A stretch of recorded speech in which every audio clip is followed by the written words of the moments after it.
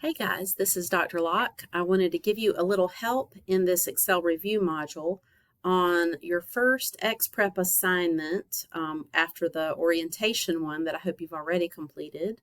Your first assignment where you will actually do some real work in Excel is this logical functions assignment. So if you follow that link in Canvas, it'll take you to the ExPrep portal where you can download your assignment file.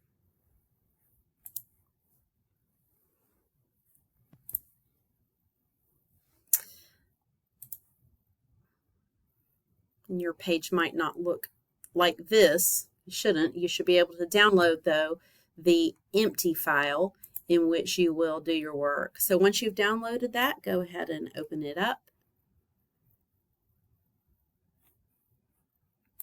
Enable editing.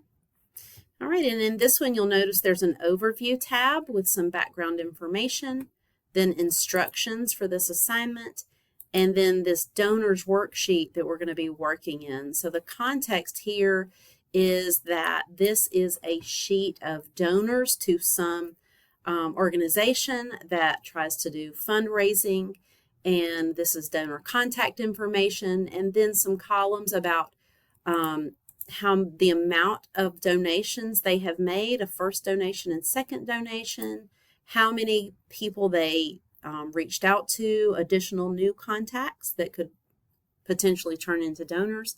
And then we're going to do some work in Excel to populate these other columns and empty cells that you see. So let's go back to the overview. So first of all, just a little bit of review on how Excel functions work.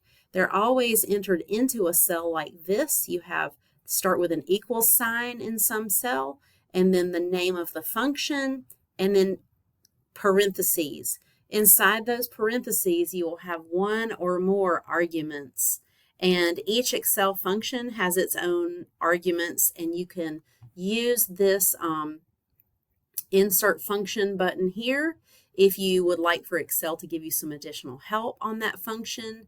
But I'm going to be just writing them, and Excel will still prompt you if you use just the cell itself or this formula window at the top. So we'll see that as we go along. The function we're going to focus on right now is the if function. And the if function works basically like this. There is a logical test that has to be applied, and the answer to that logical test is going to be a yes or a no, a true or a false. So for example, is cell C5 greater than 5? So there's a logical test. If the value in C5 is more than 5, that question returns a true. If the value in cell C5 is less than or equal to 5, we'll get a false being returned from that test.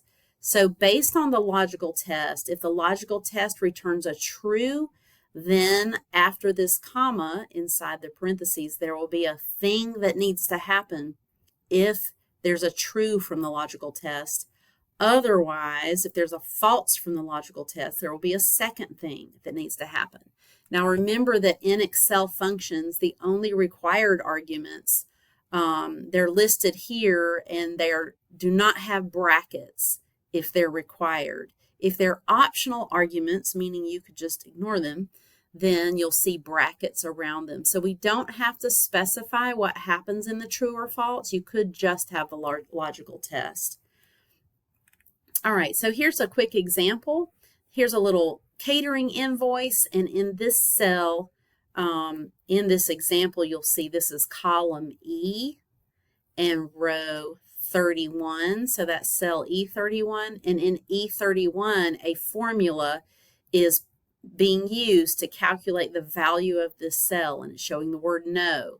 So the formula for that cell, you can see up at the top here in the formula bar, it says if C4 is greater than D4, then return a yes, otherwise no. So let's look at C4 in this sheet. Here's C, column C, and row 4. We see 537.85. And then in D4, we see a 600. So it's comparing those two, C4 to D4. So this says if C4 is greater than D4, then we should see a yes displayed here in this cell.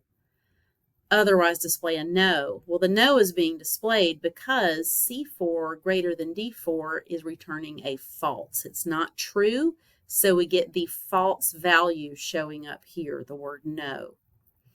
All right, so that's a little example. Now let's see if we can do that in our instructions. So this first activity says in the donor sheet, right here, use an if function to populate the free gift 1 column. So here's our donor sheet. Here's the free gift 1 column. This is an Excel table. So we're going to write a formula right there. I'm sorry, it's not an Excel table. It's just got some coloring like it is.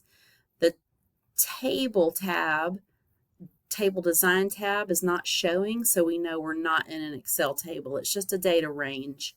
But we're going to use this to practice our formulas. All right, so back to the instructions. Number 1, if a person's first donation, donation 1, is more than 50, they should get a free gift. So display the word yes. Otherwise, display the word no. So let's look at this. If their first donation is more than 50, we want to have a yes displayed right here in free gift.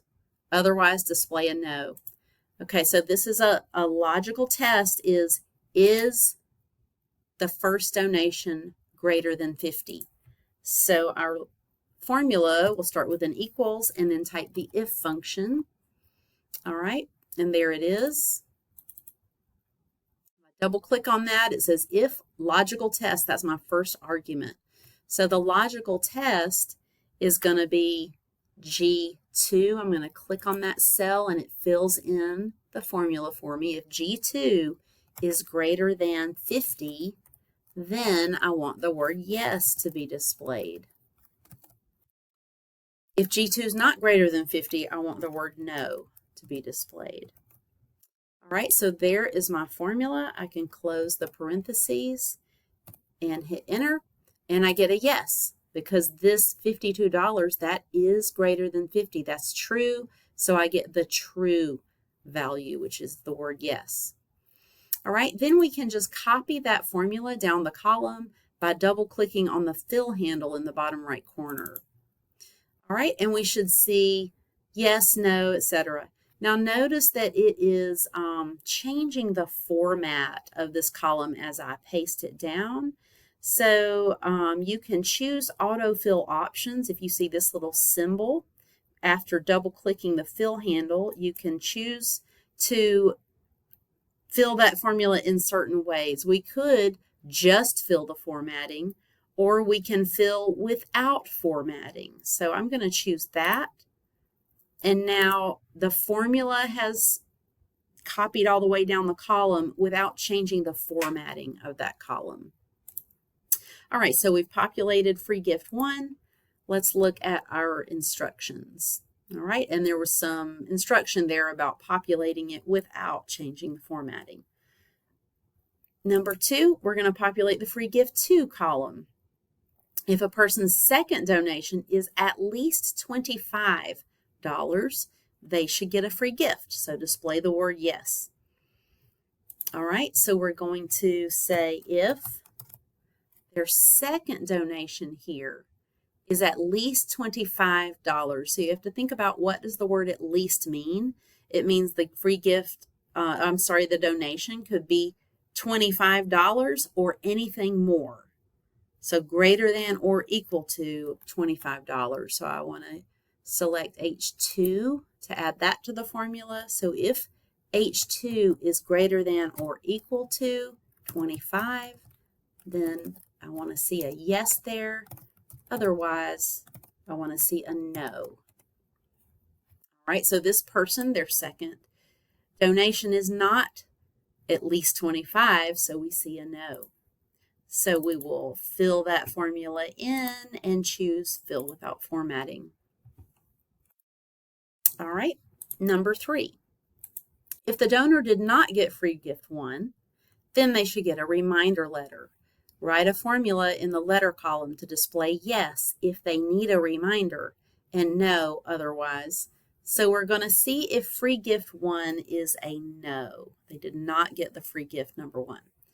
All right, so let's go to the letter column in the donor sheet.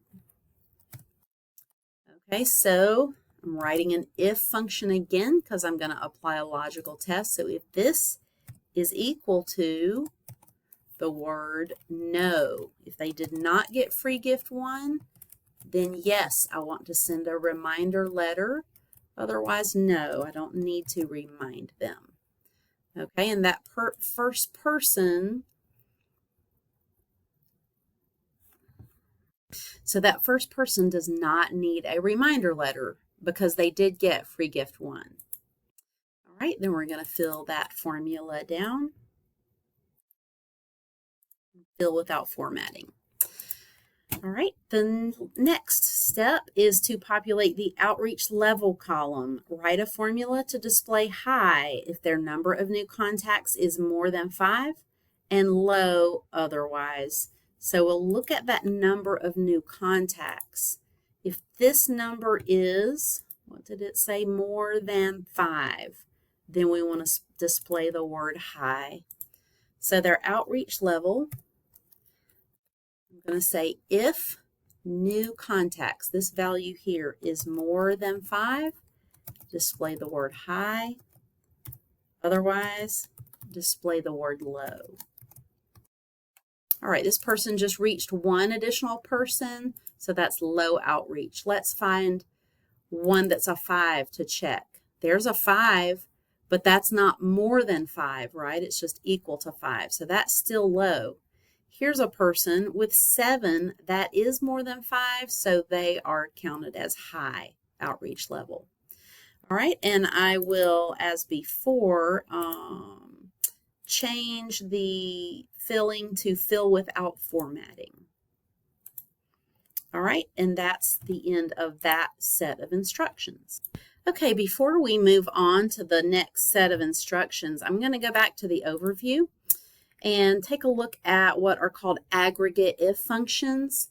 So aggregate if functions applies a logical test to a range of values and then will apply a function to that range of values or to another range, depending on how you fill out the function. So let's look at a couple of examples before we move on with this one. So first, in this first function example, we're going to take a look at the average if function. So that basically means if a certain criteria is met, then average the values. So in this example, you see in column A, there are property values, and in column B, there are commissions. And so what we're doing right here in cell D2 is using the average if function to average the values in cells B2 through B5. So we're going to average those values together if they are below 23,000. So in this case, the criteria is checking the same set of cells that the averaging is going to be applied to. So these values, they're all less than 23,000 except for the very last one, the 28,000. So the first 3 values are below the criteria of 23,000. So those 3 are averaged together. And the average of those 3 is 14,000. So that's what shows up in the cell. So there's the first example. The next example is sum if. This sum if function is similar. It's written in this cell D4 here. And this is saying, look at the values in A2 through A5. If those values are more than 250,000, then add them together, sum them. All right, so look at these 4 values. Only the last 2 of them are greater than 250,000, so those 2 are summed to get this 700,000. So there's the sum if function. All right, and then here's the count if function. This is saying look at the values in B2. So this is being applied in D6 here. In column B, B2 through B5, if those values are not equal to 7,000, then count them. So it's just counting how many of these are not equal to 7,000. Well, the first one is 7,000. The rest of them are not. So it should get a 3, and it does. 3 of those values are not equal to 7,000. So that is average if, sum if, and count if. And in those 3 cases, the average or sum or count is being applied to the same range of cells that the criteria is being applied to. In the instructions, we will look at an example where that is not that way. So let's go on to the instructions now, and we're going to now be working in our donor sheet. Back in over to the right, if you scroll over there, you'll see these cells over to the side. So the total, free gifts 1, average first donation, total of donation 1 from Texas. We're going to be working in those cells now in column V. So let's see what our instructions are. In the donor sheet, in cell V2, calculate the total number of people getting free gift number 1. So let's see. Right here, what we want to see is the total number of people getting this first free gift. So they have a yes in column P. So we're going to count then. Count the number of times the word yes appears there in column P. So we're going to use the count if function. So if you just type count, there are a lot of functions that have the word count in them. We're going to select count if, and first I have to specify the range to which I want to apply this function. So I want to look in column P, and I'm going to go from P2 all the way down. Let me scroll down to see where this ends. P2 to P105 is where that ends. All right, and now I need to specify my criteria. So I want to see if the word there is yes. So I can just put the word yes in quotes, and that will have the effect of saying, is it equal to the word yes? All right, and I get a 61. So if I scroll down here and counted all the yeses, I should find 61 of them. All right, so I've counted all the ones that had a yes in them. Okay, now let's find out the average first donation. All right, so here's donation 1, and I want to average all of those. All right, so I want to find out, notice that there are some 0 values in there. There are a few that are blank, right? But then here and there are some zeros. So the reason why we can't just use the average function is because the average function will include all the values that are in that column. It'll skip blanks, so it won't count those as zeros. But if there are actual zeros in this column, then that will lower the overall average. Well, we don't want to include zeros. We want to take the average of people who actually made some positive donation that first time. So we need to use the average if because we want to apply a condition. We only want to include the cells in our average that are more than 0.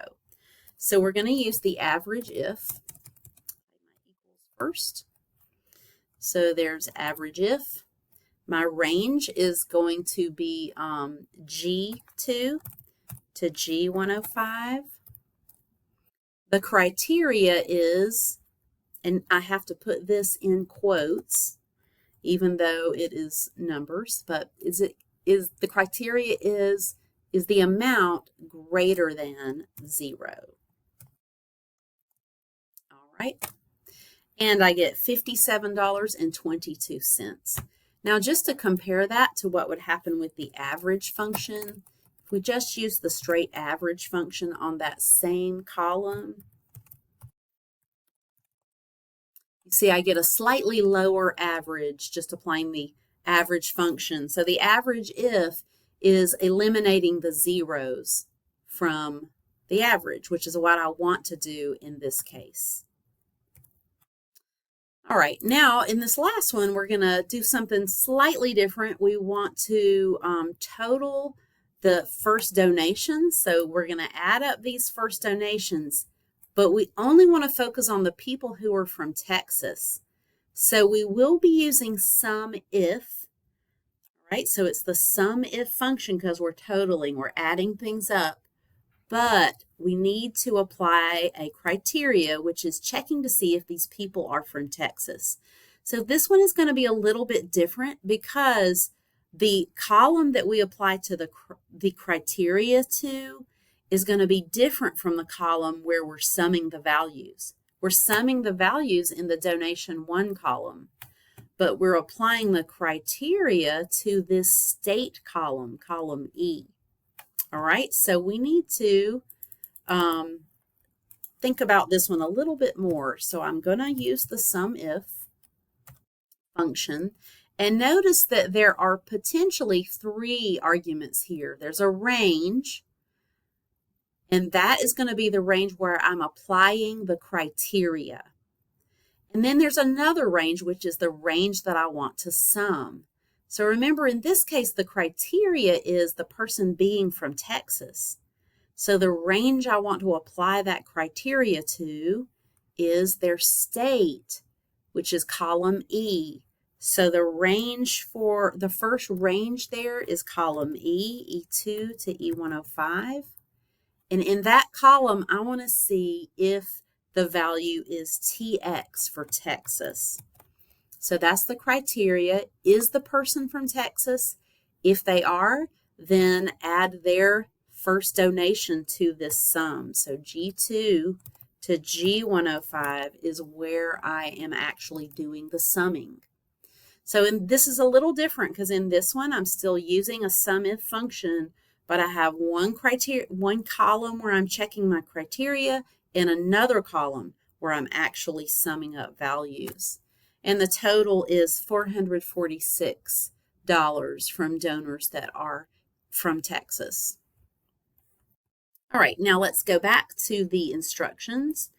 And now we're going to have something a little bit different here, and that is looking at when we want to do more than one thing in our function.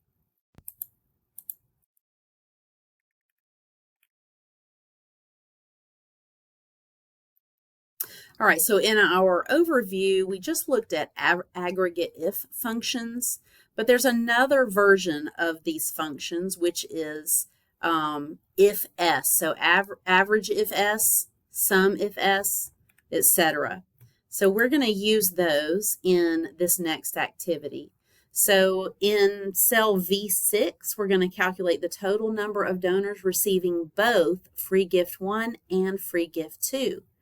So let's take a look at this now in our donor sheet. So here is the cell V6 where we're trying to write a formula. We want to look at how many donors got both of the free gifts. So they have to have a yes in free gift 1 and a yes in free gift 2. So, and we're still trying to count people, right? We're counting how many people got both of these. So we're going to use a count if, and notice there's this count if s. All right, so how this one works is you can input multiple criteria into this function.